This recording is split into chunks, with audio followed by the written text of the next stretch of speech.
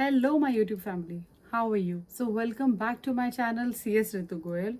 But if you're new here, don't forget to like, share, and subscribe to my channel and also hit the bell icon. So, as every one of us knows, company secretary examinations they're just around the corner, and within next 2 to 3 days हम लोगों के exam start होने वाले हैं CS executive और professional के. सो ये video मैं बना रही हूँ आप सबके बेनिफिट के लिए. तो मेरी आप सबसे ये रिक्वेस्ट है कि इस वीडियो को प्लीज़ एंड तक देखिएगा so that you can take maximum benefit of this video. So मैं आपको इस वीडियो में बताने क्या वाली हूँ ये मैं आपको फटाफट से बताती हूँ. तो इस वीडियो में आप एंड तक बने रहिएगा और आपको ये वीडियो बेनिफिशियल लगता है तो अपने फ्रेंड्स में, फैमिलीज़ में और दूसरे स्टूडेंट्स में भी शेयर करिएगा ये इम्पॉर्टेंट इन्फॉर्मेशन सो दैट सबका भला हो सके. तो अब without wasting any further time let's get started. सबसे पहले मेरे को सबसे इम्पॉर्टेंट बात आपसे शेयर करनी है कि देखिए आप सब ने बहुत ज़्यादा मेहनत करी है एंड एग्ज़ाम अब हमारे 2 to 3 डेज़ में आने वाले हैं. ठीक है, तो ऑफ कोर्स पढ़ाई हम लोग सब कर रहे हैं और अपना बेस्ट एफर्ट हम लोग देंगे. इस चीज़ का आप मेरे से वादा करो और जो भी रिजल्ट होता है हमें उसकी परवाह नहीं करनी चाहिए और उस रिजल्ट की परवाह करे बिना ही हमें आगे बढ़ना चाहिए.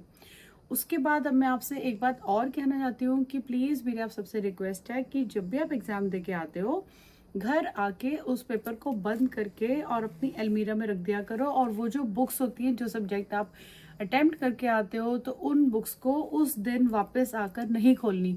इस चीज़ की आप मेरे से प्रॉमिस करिए. क्योंकि क्या होता है मोस्ट ऑफ द स्टूडेंट्स मैंने देखा है या तो एग्जाम सेंटर के बाद या फिर रास्ते में या फिर घर आके अपनी बुक्स को ओपन करके देखते हैं और चेक करते हैं कि मैच करते हैं कि हमारे कितने मार्क्स का पेपर हुआ और हम कितने मार्क्स स्कोर करने वाले हैं.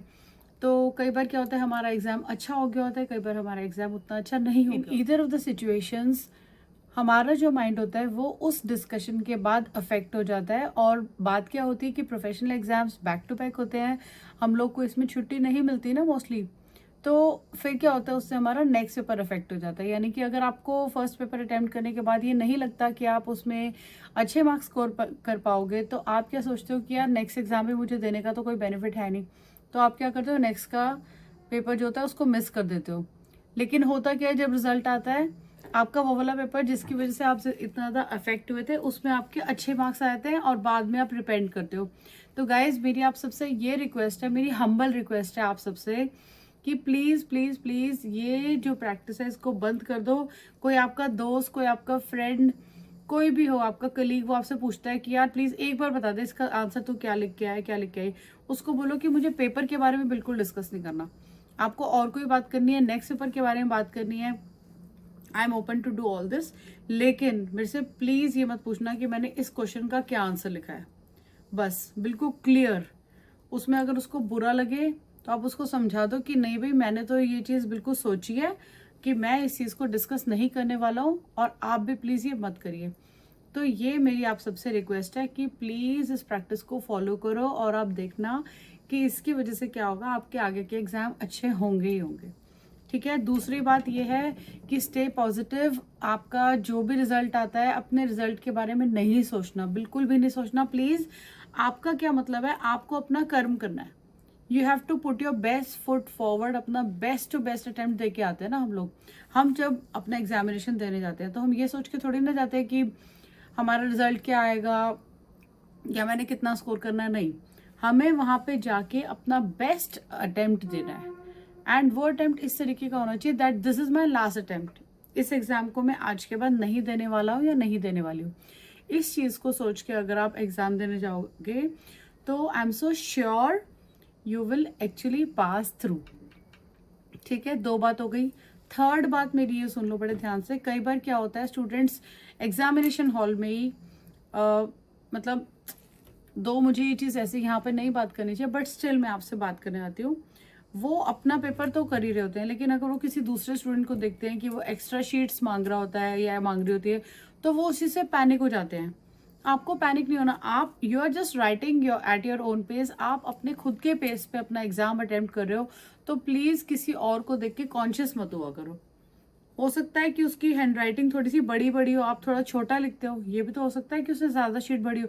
और प्लीज़ अगर उन्होंने ज़्यादा शीट भरी है या नहीं भरी है, it is nothing to do with you. आप अपने बारे में सोचो, अपना बेस्ट टू बेस्ट अटेम्प्ट दो, वो चीज़ आपके लिए मैटर करना चाहिए। सामने वाला स्टूडेंट कितनी शीट्स ले रहा है, कितनी शीट्स नहीं ले रहा है, उस चीज़ को लेकर के प्लीज़ आप अफेक्ट मत हुआ करो।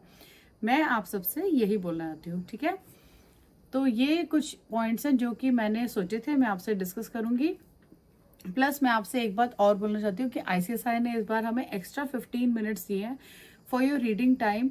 तो उससे क्या होगा, एग्जाम तो सपोज हमारा जितने बजे का है, सपोज हमारा 2 o'clock का एग्जाम है, तो वो 2 o'clock पे स्टार्ट होगा, ठीक है। लेकिन आपको जो 2 to 5 एग्जाम होता था ना, तो वो मैं आपको सिर्फ एक एग्जाम्पल दे रही हूँ कि 5:15 तक खत्म होगा। मतलब वो जो 15 मिनट्स है वो आपको इस तरीके से मिलेंगे। ये मत सोचना कि वो एग्जाम 15 मिनट पहले स्टार्ट हो जाएगा, नहीं, टाइम पे ही स्टार्ट होगा आपका पेपर। आपको बस 15 मिनट्स जो एक्स्ट्रा मिलेंगे वो इस तरीके से होंगे कि वो एग्जाम के बाद तक, मतलब उन 3 आवर्स को एक्सटेंड करके 15 मिनट्स आपको दिए जाएंगे।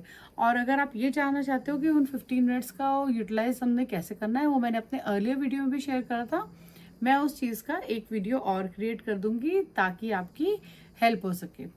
और प्लीज़ मेरे इन पॉइंटर्स को ध्यान से सुनना और प्लीज़ ध्यान से अमल करना, तभी आपको बहुत ज़्यादा अच्छा बेनिफिट मिलने वाला है। और अपनी हार्ड वर्क में बिल्कुल कमी मत करा करो। सिर्फ ये सोचा करो कि मैं जो भी पढ़ाई कर रहा हूँ वो मेरे लिए बेस्ट है, मैं अपना बेस्ट अटेम्प्ट दे रहा हूँ, ठीक है। आपको किसी और को देख के अफेक्ट नहीं होना। You are your own competition. हमेशा अपने आप को अपने आप से कम्पीट करा करो, ठीक है। किसी और के बारे में सोचने की जरूरत नहीं है कि उसने ऐसा पेपर लिख दिया, उसने ऐसा पेपर लिख दिया। उन्होंने जो लिखा है उनको they will be awarded marks according to their own attempts, ठीक है। आपको उनके बदले के मार्क्स नहीं मिलने वाले और उनको आपके मार्क्स नहीं मिलने वाले। अपनी जो आप पढ़ाई करते हो उसका बेनिफिट सिर्फ आपको ही होने वाला है, किसी और को नहीं होने वाला। So with this, I am ending this video.